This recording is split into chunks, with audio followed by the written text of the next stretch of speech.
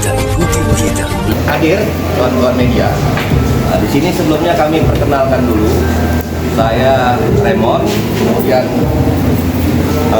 ini Pak Uspalino, Pak Jojo dan Pak Yulfi. Dan ini keluarga dari Apriansa, yang mana kami ini ditunjuk oleh saudara Apriansa sebagai tim kuasa hukum dalam perkara yang mana kita ketahui bersama yang sedang viral atas ada kejadian suatu tindak pidana, ya kan, pidana kekerasan secara bersama-sama, yaitu lokasinya di Tanjung Plaza Jalan Diponegoro ya, Pontianak, terjadi pada hari Kamis. Di sini teman-teman, kami ingin sedikit menerangkan peristiwa itu seperti apa, biar ini jelas, gitu kan. Dari ini yang kami dapatkan dari korban, yang mana klien kami sendiri, saudara Apriansa, yang mana di sini awal kejadian itu bahwa si korban ini dihubungi oleh seseorang yang diketahui oleh korban ini merupakan anggota kepolisian. Kemudian nanti kita sebut seseorang oknum lah ya kan. Nah, dari komunikasi itu, oknum ini berkomunikasi dengan korban untuk bertemu, ya, bertemu. Melalui komunikasi itu, si korban ini meminta, ayo deh kita bertemu, oke. Kemudian ditunjuk satu tempat di seputaran Gajah Mada, Jalan Siam, warung kopi. Namun ditolak oleh oknum ini karena alasan ramai di situ. Singkat cerita, dari beberapa tempat itu tidak disetujui, digiringlah korban ini di lokasi di Katulistiwa Plaza situ, ada di seputaran warung kopi di situ. Disitulah lokasi yang ditemui akhirnya. Kemudian singkat cerita, korban ini datang menemui si oknum tadi. Ya, ketika bertemu, bersalaman, nah, tidak lama kemudian korban ini dipukul dari belakang. Ini secara bersama-sama terang korban. Ya, dan saya rasa melalui video yang viral itu, ini perbuatan yang sangat keji bagi kami, ya kan, di mana korban ini dipukul secara brutal, ya kan, yang mengakibatkan sekarang klien kami ini, si korban ini mengalami luka di kepala serta di mulut, area mulut. Kepalanya itu bocor, mengakibatkan ada jahitan sekarang, giginya patah, kemudian ada luka di bibir serta memar-memar. Ya, tentunya kami ketika ditunjuk sebagai kuasa hukum, kami sudah menganalisa perkara ini. Dan menurut kami ini sesuatu hal, ya, yang sudah direncanakan dan sangat terencana. Gitu. Dan menurut kami ini bukan peristiwa yang biasa. Kami sangat menyayangkan ini terjadi di Kota Pontianak, ya kan. Maka dari itu kami ditunjuk oleh korban serta keluarga untuk menangani perkara ini agar perkara ini bisa kita ungkap, ya kan, apa sebenarnya yang terjadi. Gitu.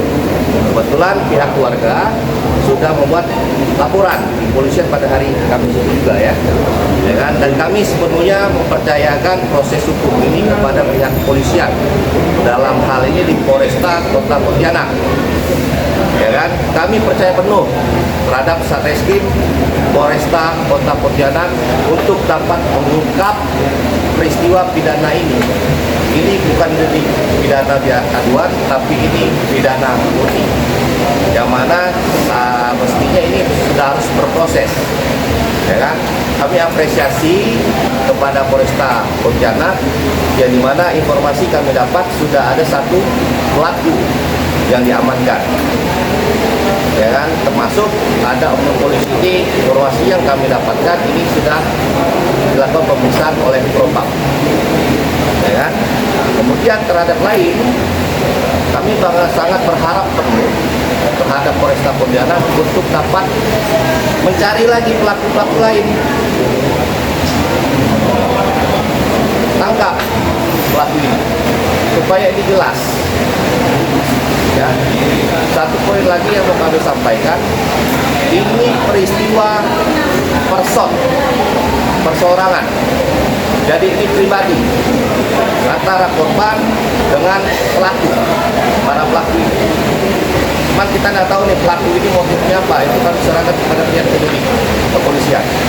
Tapi kami selaku kuasa hukum yang sudah dibentuk, kami tekankan di sini ini pribadi, tidak ada kaitannya dengan kelompok atau ormas dengan ormas, tidak. Kita clearkan di sini ini pribadi, tidak ada sangkut paut dengan ormas atau kelompok atau apa. Saya kira sementara itu dulu, mungkin dari tim silakan untuk tambahkan. Terima kasih rekan kita Pak Raymond.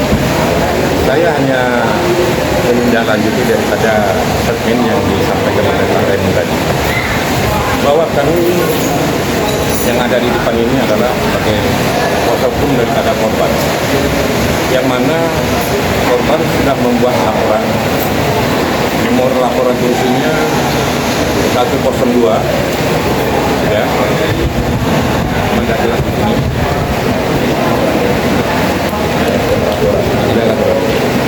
Ini laporan polisi yang kami buat kemarin, yang dilaporkan oleh salah satu keluarga korban.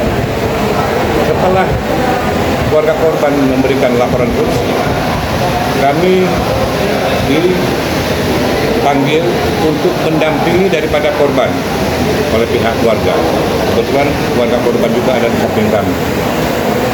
Nah, dengan tanda tangannya surat kuasa itu pada kami, segala apapun permasalahan hukum ini adalah kami yang menindaklanjuti daripada proses penyelidikan maupun penyidikan oleh pihak kepolisian.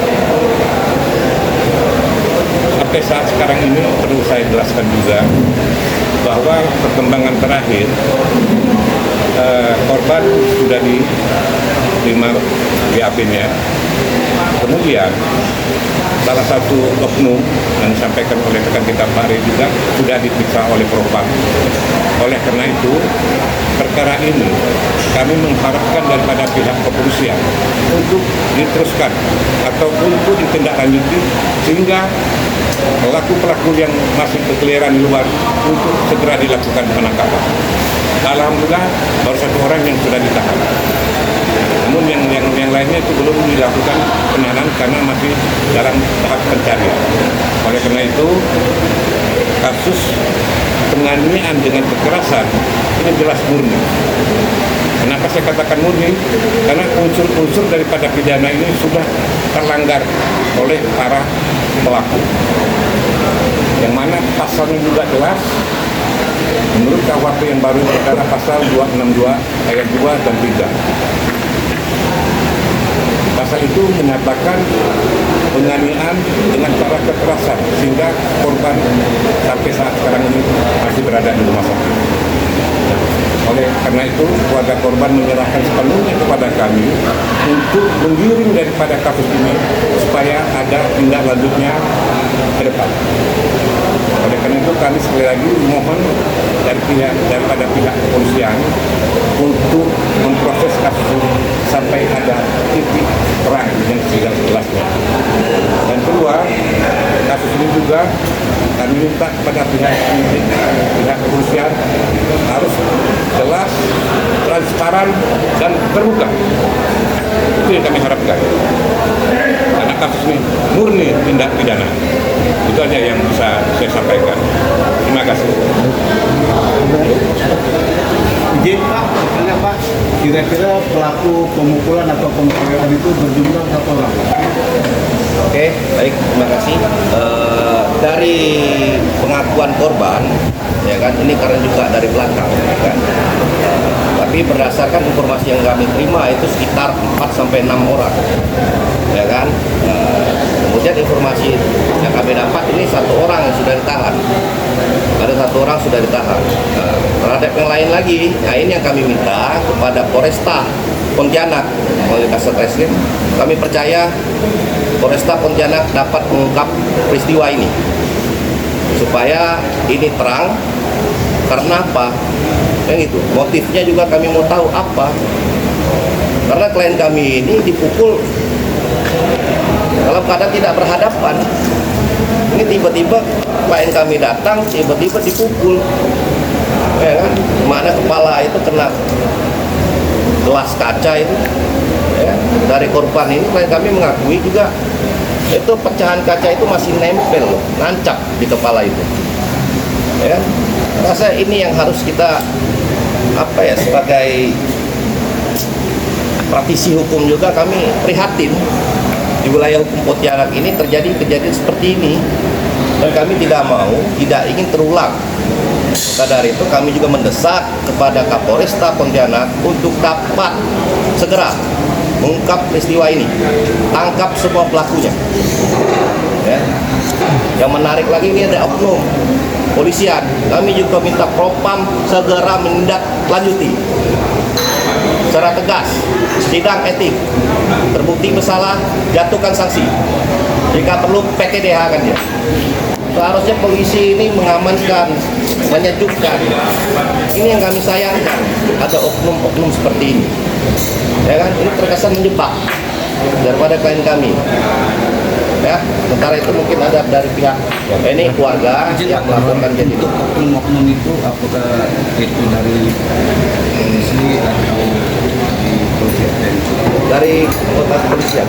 Polisian semuanya Ya, dan itu kami sudah dapat juga ada chatnya, komunikasi dengan klien kami. Kami sudah simpan itu sebagai bahan nanti untuk diperiksa. Pak izin Pak, katanya Pak ada salah satu pelaku berinisial R yang menurut informasi itu BD, benar nggak Pak? Nah, untuk yang itu kami tidak mau berspekulasi, ya kan? Kami tetap menyerahkan proses hukum ini kepada kepolisian, pihak penyidik, ya kan? Kami juga tidak mengetahui pelaku itu siapa-siapa, tapi informasi barang bukti apa segala macam rekaman CCTV apapun itu sudah berada di tangan penyidik. Maka dari itu, dari ada bukti-bukti tersebut, segera proses, segera tindak lanjuti, segera tangkap para pelaku ini. Oke. Gitu. Tambahan dari keluarga pihak keluarga. Kita dari pihak keluarga. Baik, terima kasih waktunya. Mungkin saya sedikit hanya menambahkan apa yang disampaikan oleh kuasa hukum dari pihak keluarga kami, bahwa dengan kejadian ini supaya oknum yang melakukan penjebakan itu menurut hemat kami mesti diproses sesuai dengan mekanisme yang ada, baik itu dalam institusi kepolisian ataupun secara mekanisme hukum yang semestinya. Saya rasa itu karena segala sesuatunya sudah kami percayakan kepada tim kuasa hukum. Oke, baik. Nama Nama saya Koi. Ini begitu rekan-rekan.